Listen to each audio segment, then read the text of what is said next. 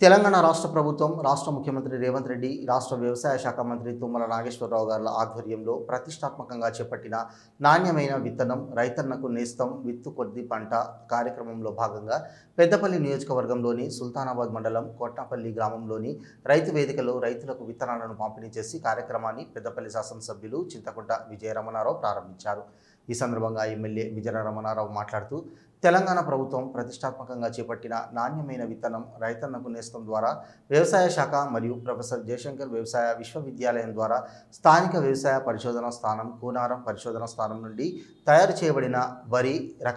రకాల ప్రతి ఒక్క రెవెన్యూ గ్రామంలో ముగ్గురు చొప్పున అభ్యుదయ రైతులను గుర్తించి వారికి నాణ్యమైన విత్తనాలు అందజేయడం ద్వారా వారు